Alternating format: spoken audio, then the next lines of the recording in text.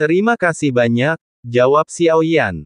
Sama-sama, terlalu sopan hanya akan membuatnya tampak munafik. Itu tidak perlu. Baru-baru ini aku memberitahumu di dunia gunung dan laut bahwa aku ingin bertemu denganmu. Jika kau datang ke dunia itu, kau bisa datang menemuiku. Qi menjawab Xiao Yan. Kupikir perintah ini akan membutuhkan waktu untuk disempurnakan, tapi aku tidak menyangka kau akan berhasil secepat itu. Tapi itu sesuai harapanku. 4 kata terakhir dari suaranya mengandung makna khusus. Aku sedang menyendiri akhir-akhir ini. Jika ada kesempatan, aku pasti akan mengunjungimu. Xiao Yan tetap menjaga rasa hormatnya, seperti yang selalu ia lakukan kepada orang lain. Terlebih lagi, Qi telah sangat membantu Xiao Yan di alam ilahi kekacauan. Namun, kita harus berhati-hati. Meskipun Xiao Yan tetap menghormati semua orang di alam ilahi kekacauan, ia juga tetap berhati-hati. Kekuatannya saat ini tidak terlalu tangguh, apalagi dengan makhluk sekuat 9 matahari surgawi di antara mereka.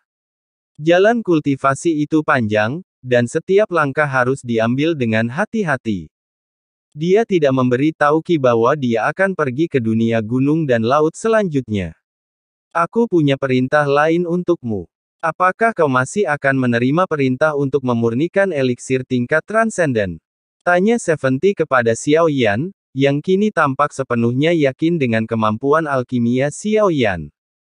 Eliksir tingkat dewa memang hanya segelintir alkemis yang mampu memurnikannya, dan bahkan eliksir transendental ini, bahkan di antara 9 cincin, sangatlah langka. Terlebih lagi, para alkemis veteran ini tidak akan mudah melakukan tugas tersebut. Xiao Yan sedikit mengernyit di bawah sosok Yulan. Ia ragu-ragu, bukan karena takut gagal atau sengaja menolak. Xiao Yan khawatir tentang eliksir yang sedang dimurnikannya. Siapa dalangnya? Apakah eliksir elisik ini memiliki efek kausal? Misalnya, jika Suzu yang memerintahkan perintah ini, bukankah ia akan merugikan dirinya sendiri? Saya mengerti kekhawatiran Anda. Peoni ungu yin yang ini tidak ada hubungannya dengan Taiksu, dan bukan pesanan mereka. Anda bisa tenang saja. Xiao Yan tidak berkata apa-apa, ia hanya ragu-ragu. Qi kemudian mengungkapkan kekhawatirannya. Xiao Yan tak kuasa menahan napas. Orang-orang ini level berapa? Mungkinkah monster tua ini membaca pikiran? Tapi itu mustahil. Qi tidak bisa membaca pikiran. Ia telah bertemu terlalu banyak orang, terlalu banyak tokoh berpengaruh dan alkemis yang mengetahui identitas Xiao Yan. Jadi, ia dengan mudah menilai keraguan Xiao Yan dan keberadaannya. Apa yang dipikirkannya langsung terbaca. Xiao Yan berbicara perlahan, memuji kecerdasan Qi yang luar biasa. Jika kita benar-benar berbicara tentang kecerdasan, saya yakin 9 orang dalam pertemuan itu akan menjadi nomor 1. Anda tidak diragukan lagi nomor 1. Qi berbicara perlahan. Jelas bahwa ia menganggap Xiao Yan sebagai yang tertinggi. Lebih tepatnya, ia telah menetapkan sejak awal bahwa Xiao Yan adalah yang tertinggi. Jika itu masalahnya, lalu mengapa ia tidak segan-segan mengeluarkan biaya, bahkan dengan mengorbankan nyawanya sendiri, untuk Xiao Yan? Ia telah membantu Xiao Yan berkali-kali, justru karena status khusus sebagai yang tertinggi. Qi pasti mengenal yang tertinggi, dan itulah mengapa ia memperlakukan Xiao Yan dengan sangat baik. Xiao Yan tidak membantah identitasnya, sebaliknya, gelar tertinggi mungkin secara implisit memberinya terlalu banyak perlindungan.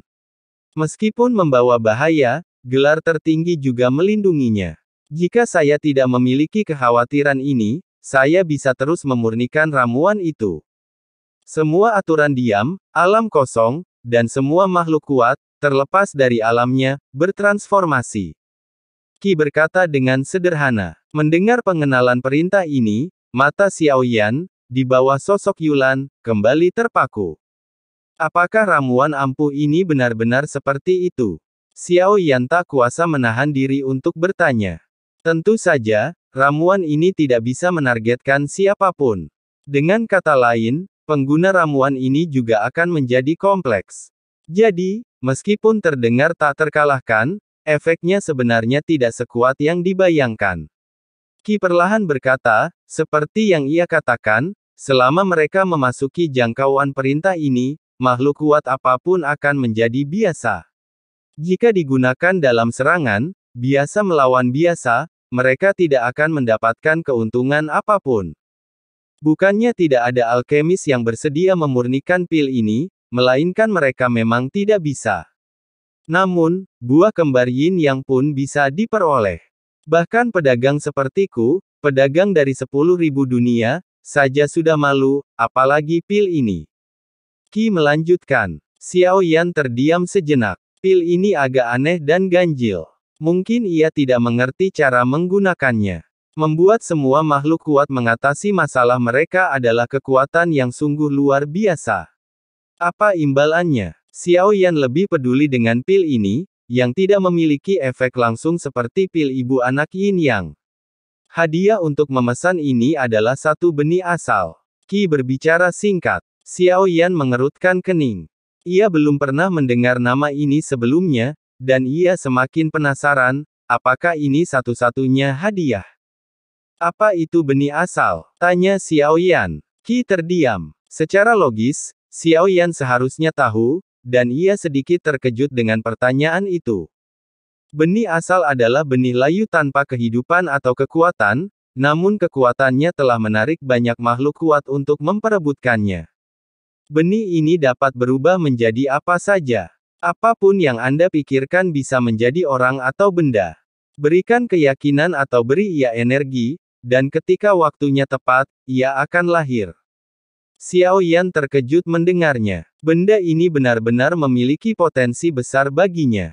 Bisa jadi orang atau benda. Jika itu adalah garis keturunan roh primordial, bukankah mungkin melahirkan klan roh primordial dengan jiwanya yang unik? Xiao Yan merenungkan hal ini. Sebelumnya ia telah mempertimbangkan apakah akan bersatu dengan Ye Beijing. Dalam hati, ia sangat menentang, tepat saat ia hendak menggunakan daun dunia untuk mengubah nasib alam iblis abadi kuno. Jika seorang anak dari klan Yuan Shen lahir bersama Ye Beijing, maka mereka tak terpisahkan di kehidupan ini. Dan nasib mereka akan saling terkait. Wanita ini tidak sederhana, jauh lebih rumit daripada kelihatannya, dan hubungannya dengan klan terobsesi bahkan lebih misterius. Xiao Yan tidak ingin terjerat dengannya. Baiklah, aku akan menerima pesanan ini.